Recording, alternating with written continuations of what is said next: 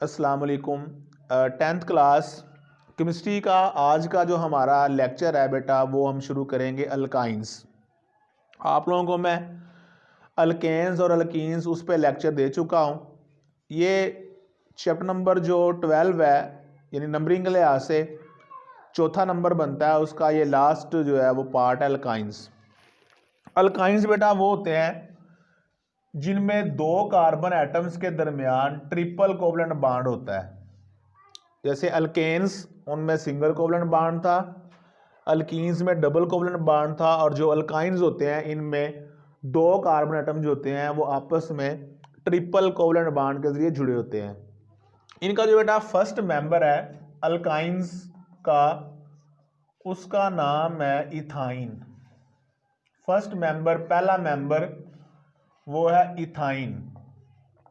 Ethyne का formula C2H2 C2H2, या आप इसका स्ट्रक्चर ऐसे लिख सकते हैं C ट्रिपल बॉन्ड C और H और ये H। दो कार्बनों में ट्रिपल कोवलेंट बॉन्ड है, तो इस कार्बन का इधर 3 बॉन्ड बने हुए हैं, तो आपको पता है कि एक H ही लगेगा इसके साथ। ऐसे ही इस कार्बन के 3 बॉन्ड इधर बने हुए हैं, तो एक H ही लगेगा इसके साथ, क्योंकि कार्बन जो है वो मैक्सिमम 4 बॉन्ड बनाती है। इसका बेटा एक और नाम भी है एसिटाइलिन। एसिटाइलिन, ये एस्टलीन हम उसको बोलते हैं, ठीक है। उर्दू में भी आप लोगों ने ऐसे एस्टलीन एस्टलीन। इसलिए जो पहला मेंबर अभी मैंने बोला वो इथाइन है या एस्टलीन है, C2H2। नेक्स्ट मेंबर क्या होगा बेटा, एक कार्बन का इजाफा करें और 2H, उससे नेक्स्ट एक कार्बन बढ़ाते जाएं, 2H बढ़ाते जाएं, C5H8, C6H10, C7H12, C8H14, C9H16, C10H18। यानी बेटा आप लोगों ने क्या करना है कि फर्स्ट मेंबर जो है वो इथाइन है, उसके बाद नेक्स्ट मेंबर जो होगा वो एक कार्बन का इजाफा कर दें और 2 हाइड्रोजनों का इजाफा कर दें। जैसे ये इथाइन है तो ये प्रोपाइन है, जो कि मैंने आपको गिनती सिखाई थी, meth, eth, prop, but, pent, hex, hept, oct, non, deck.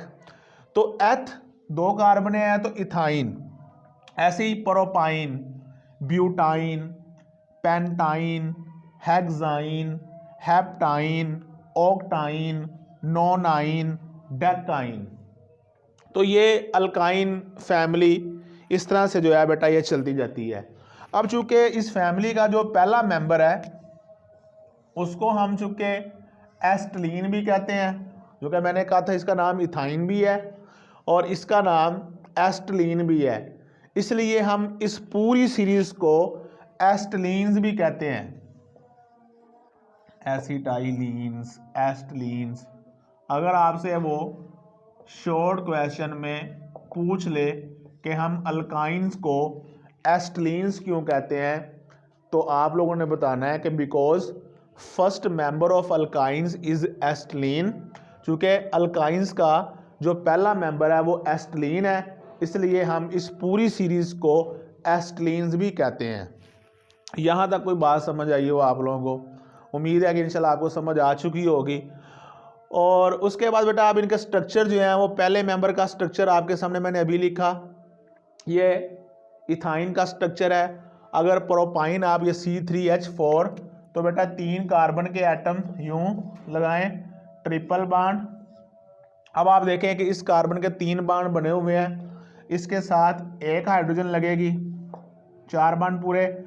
इस कार्बन के साथ कोई भी H नहीं लगेगा, क्योंकि 3 बॉन्ड इसके इधर बने हुए हैं और एक इस कार्बन के साथ है, इसके साथ आपने H नहीं लगाना।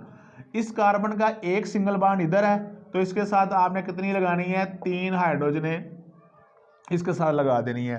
तो ये क्या बनेगा, C3H, 3 और 1 4, C3H4, ये प्रोपाइन का स्ट्रक्चर है। ऐसे अगर ब्यूटाइन है तो 1 2 3 4, एक ट्रिपल बॉन्ड, आगे H, हर कार्बन खुद बोलेगी कि मुझे कितने चाहिए। इस कार्बन के 3 बॉन्ड इधर हैं तो एक H इसके साथ लगेगा, इस कार्बन के 3 बॉन्ड इसके साथ, एक इधर कोई H नहीं लगेगा। इस कार्बन का एक बॉन्ड इधर है एक उधर है तो 2 हाइड्रोजन इसको चाहिए।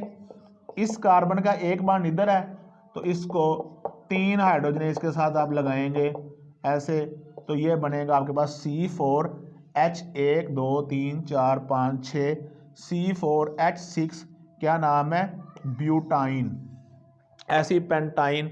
इस तरह से आपकी बुक में इनके जो हैं वो डॉट एंड क्रॉस जो स्ट्रक्चर हैं वो भी दिखाए गए हैं।